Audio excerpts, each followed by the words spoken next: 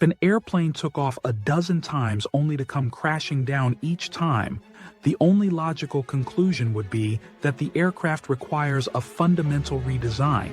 Pakistan's economy, like the airplane, has crashed 23 times in the last 75 years, each time requiring an International Monetary Fund bailout. It wasn't always so. During the 1980s, in per capita terms, Pakistan was richer than India, China, and Bangladesh. Today, however, Pakistan is the poorest. Its most recent gross domestic product growth estimate was only 2%, barely sufficient to keep pace with population growth. In line for another IMF bailout, it is clear Pakistan is an IMF addict, and the IMF is a Pakistan addict. Pakistan's economy seems to be impossible to fix. The symptoms of each bailout are very much the same. Pakistan runs out of dollars, goes to the IMF for a bailout, which the IMF gives on the condition that the IMF program will include privatization of state-owned enterprises, austerity, and a broadening of the tax net. None of these issues actually resolve the primary issue in Pakistan's economy, which is the fact that Pakistan's elite are unproductive and the decision-making process in the country is broken. Pakistan is chronically short of dollars for various surface-level reasons. Last year, the sum of interest payments due on the government's debt obligations and pension payments owed to retired employees was more than the federal government's net revenue. The entire government machinery, which is severely bloated, is running on borrowed money. That borrowed money is not in Pakistani rupees, which is easier to manage, but in foreign currencies. Pakistan faces $25 billion of external debt payments in the fiscal year starting July, about 3 times its foreign exchange reserves. For most of Pakistan's history, the majority of tax revenues are allocated to debt servicing, defense, and civil administration. Additionally, Pakistan has to import both food and fuel.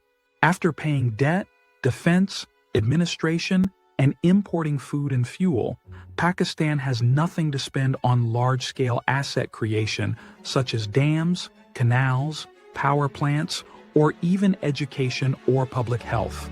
Pakistan also has one of the lowest tax-to-GDP ratios at just 10%, with less than 1% of the population paying income tax. These imbalances are worsened by the fact that agricultural income, real estate, and retailers are hardly taxed for political reasons. For a very long time now, Pakistan has not been able to generate enough tax revenue to meet its growing appetite for expenditure, and therefore usually borrows even more money at even higher interest rates to run the country for another year.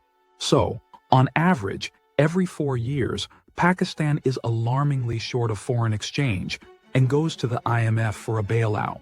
The IMF often provides Pakistan with the generic advice it provides most countries: to increase tax revenues, tighten monetary policy, and try to have a fiscally disciplined budget. Although this might help Pakistan, it does not solve the root cause of the issue, which is that Pakistan is one of the most unproductive countries in the world. As a rule of thumb, the more productive and entrepreneurial the elite, the more dynamic and robust an economy is. If the elite becomes more productive, everyone gains. India's elite, such as Mukesh Ambani and Gautam Adani, sit at the head of vast corporate industrial empires. America's elite innovate and create entirely new economic fields, such as space travel, while Pakistan's elite earn from unproductive enterprises such as land housing schemes and sugar. Just take a look at the list of the richest Pakistanis in the world. They have either made their empires overseas, such as Shahid Khan, who created a world-leading automotive parts manufacturer in the US, or they sit at the head of political dynasties like Nawaz Sharif, who earned their fortune from crony capitalism and corruption. Even the industrialists on Pakistan's rich list are unproductive and usually make their fortunes through cornering Pakistan's domestic markets, which are protected by high tariffs in industries such as ceramics, textiles, or cement, as opposed to exporting or innovating. A recent UN development report cited the yearly economic privileges going to Pakistan's elite groups, including feudal landlords, the political class, and the country's military, add up to $17.4 billion or roughly 6% of the country's economy. These privileges take the form of tax breaks, cheap input prices, and preferential access to capital. This is almost impossible to scale back, since most political parties draw candidates from these elite groups. Thus, the moneyed elite tip the scales of the market in their favor through unfair business practices, tax evasion, and preferential access to power. The unproductive, rent-seeking elite has given Pakistan one of the lowest investment rates in the world and, over the years, destroyed Pakistan's economy. Think about it. Why would you invest in new machinery and try to export goods when you can corner the domestic market with relative ease and use your position in society to ensure competitors are kept out? As part of an import substitute policy, the automotive industry is heavily protected by the government, which to some extent has worked, as Pakistan only imported $1.26 billion worth of cars last year. Pakistan ranks 125th in the world for automotive exports, with a measly $1 million in car exports. Nor has this policy been able to provide consumers with automobiles on par with the rest of the world. There is a complete lack of competition in the automotive industry, with a near duopoly from Honda and Toyota, which has resulted in high prices. Additionally, Pakistan's imports are still high, as although cars are not being imported, the input materials to manufacture automotives are. Thus, a small section of society is earning a fortune by cornering the automotive market, providing consumers with high prices, limited alternatives, and, more importantly, no exports, all the while importing billions of dollars of intermediate goods such as metals, plastic, and rubber, to manufacture the cars at the expense of the national exchequer. Instead of investing in technology, innovation, and export-based sectors to support the economy and create opportunities for the middle class, businessmen invest their capital in buying urban land and turning them into housing societies. Well, Punjab province in Pakistan, with a population of over 100 million, collects less urban property tax than the city of Chennai in India, which is home to about 10 million people. Middle-class Pakistanis would rather invest in a plot of undeveloped land, wait for the value to increase, and sell, earning from the capital gains, which is essentially untaxed, as opposed to investing in the stock market or a productive job-creating enterprise. This unproductive elite and plot-investing middle class further burden the exchequer. Pakistan imports every luxury item in the world at the behest of the elite class. Children of judges, bureaucrats, and feudal landlords have an import-heavy diet of branded attire, imported phones, and cosmetics. This year alone, no less than $8 billion was squandered on the import of non-essential goods.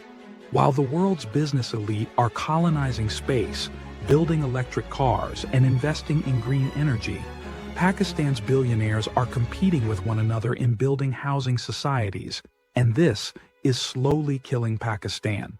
Why, you might ask, does Pakistan not start taxing unproductive sectors of the economy and use the revenue to fund more productive enterprises? Here lies the real issue with Pakistan. Pakistan's political system is completely broken. Political parties are not professional, don't have long-term plans or visions, nor do they create manifestos or have representation from the middle class. The Pakistan National Assembly is largely made up of feudal landlords, political dynasties, and the business elite who, instead of trying to create a more productive economy with more competition, believe in lottery tickets that will magically fix all their problems, such as developing water or finding oil. To add to this, Pakistan's military has a history of involvement in running the country, whether through military dictatorships or by pulling the strings behind the scenes. Thus, To be a politician in Pakistan, you do not have to develop a manifesto and deliver for the public, as most of the time the military simply replaces one set of corrupt politicians with another in order to sustain its own power base. Take a brief political history of Pakistan, where no prime minister has ever completed a term. Nawaz Sharif was forcibly removed from power in 1999 by military dictator Pervez Musharraf, who ruled until 2007. After a short interval, Nawaz Sharif regained power in 2013, but was removed in what can be called a soft coup in 2017, where the military pulled strings to jail Sharif and install Imran Khan as prime minister in 2018. Imran Khan's rule lasted until 2022, when he was removed in another soft coup when the military withdrew support for Khan's government in favor of, you guessed it, Nawaz Sharif's Muslim League Party, led by his brother Shehbaz Sharif and daughter Maryam Nawaz. Aside from the political instability, which deters foreign direct investment, Pakistan does not have a system that punishes incompetent politicians who refuse to enact change in the country. You may be wondering how Pakistan has managed to survive this long and narrowly avoided economic collapse multiple times. For instance, during the 1980s to 1990s, the Soviet invasion of Afghanistan allowed Pakistan to earn billions of dollars in U.S. aid to fight off the Soviets.